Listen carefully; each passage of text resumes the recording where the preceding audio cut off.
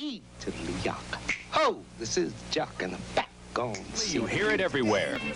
Rap music. It's all beat and all talk. It tells you a story and makes you want to dance. The prison system, the socioeconomic system, and mainstream commercialized hip-hop fuck each other on the same filthy bed.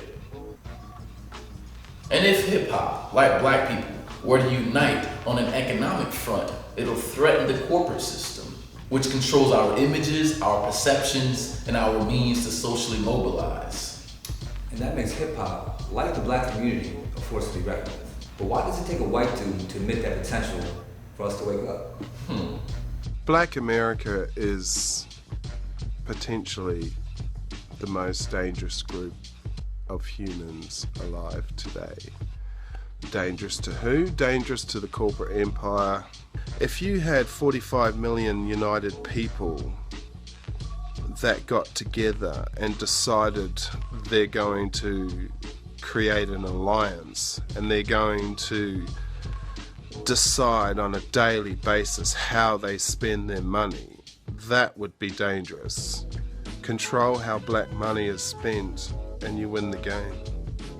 So basically, control how our community spends our money, and you win the game. So now, let's talk about economics, prison system, and hip-hop.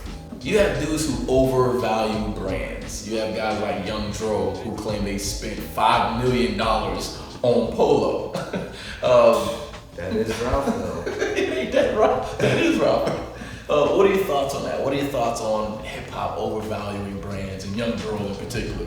Right, so I recently saw this documentary, Fresh Dressed, and it addressed that. In the beginning of the hip-hop wave, it started from the Puma, the B-boy style, then eventually Dapper Dan got in the game, and he created these brands that were idolizing the higher-end brands that hip-hop community wasn't allowed into, Louis Vuitton and Gucci.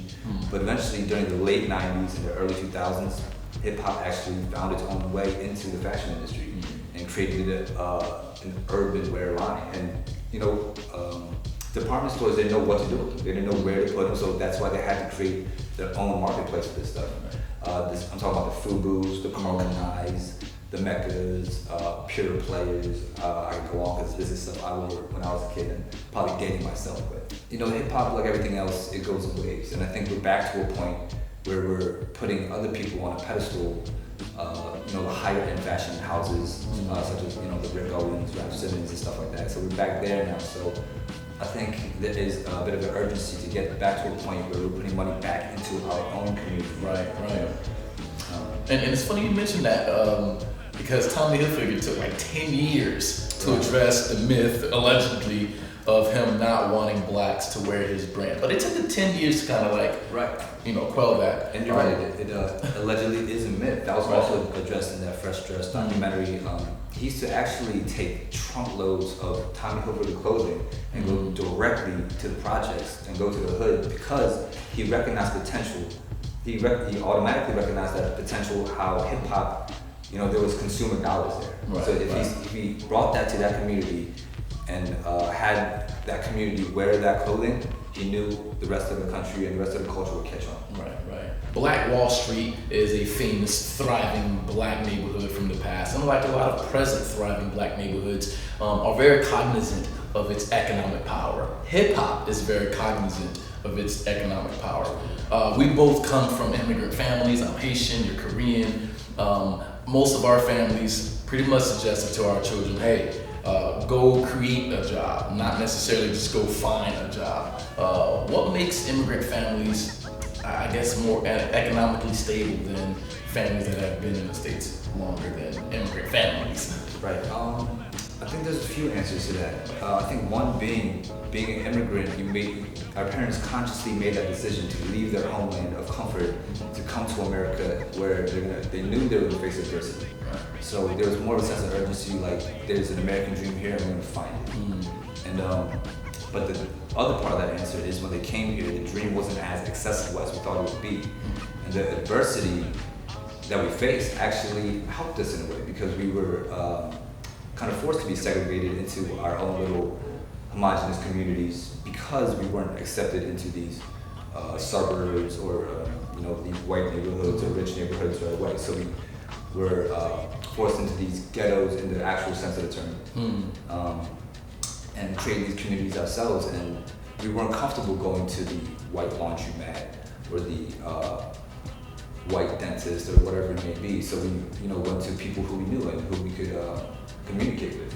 So in that sense, our money turned over because we kept it within the community. Right. And on the other end of the spectrum, even though the black communities were centralized just in the same way that other immigrant families were centralized, but I don't think the same thing happened there from the Asian community because of the internalized racism that's been going on for centuries now, which is still going on, and you can't, and that's gonna be very hard to break.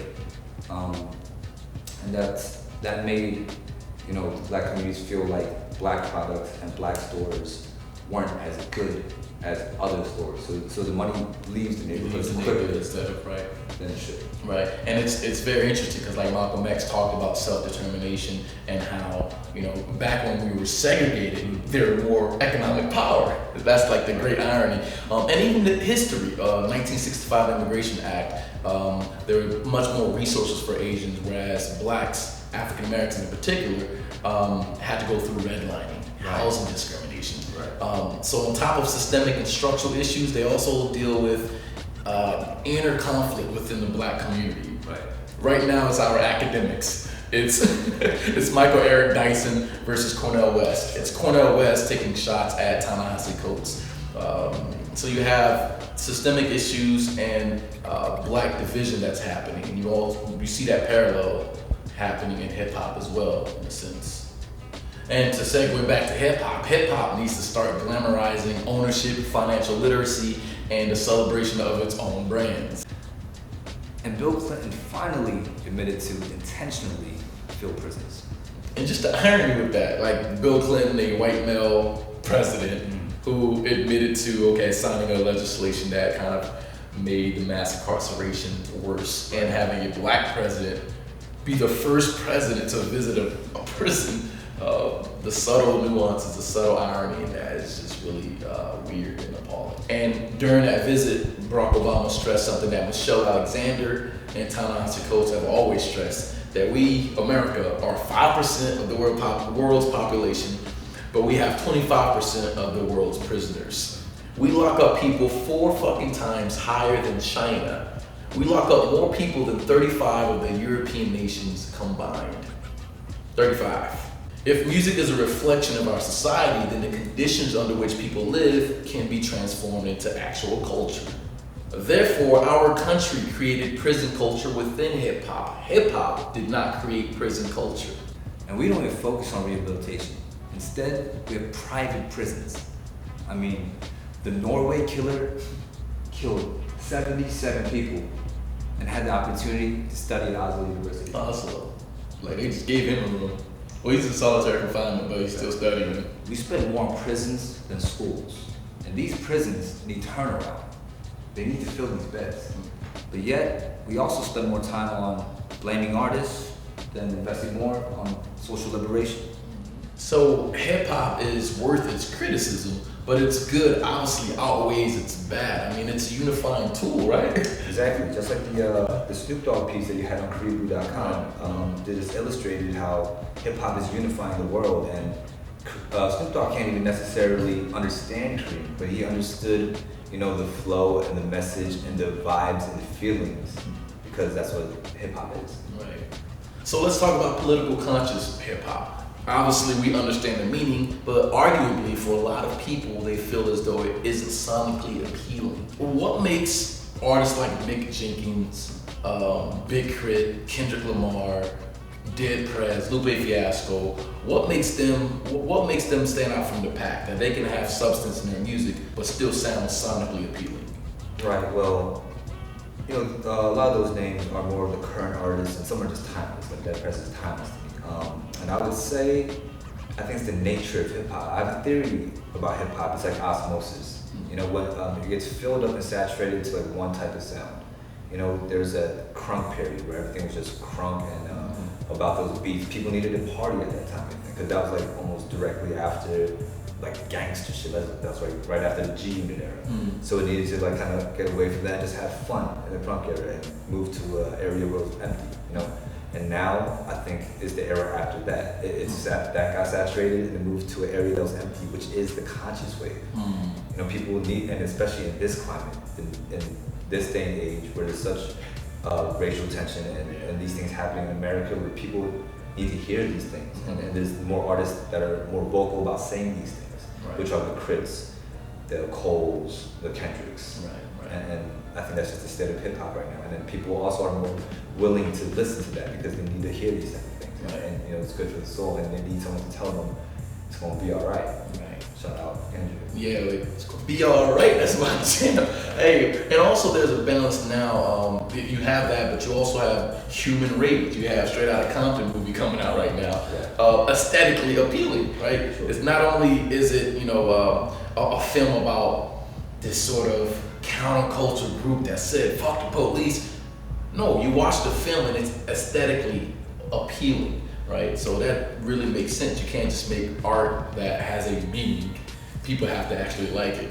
Right. You know? So I guess as a conclusion, hip hop needs to control its music selection process, its distribution infrastructure, and the ownership of its body and mind. And mind. Ain't that right, Richard D. Balls? Yeah.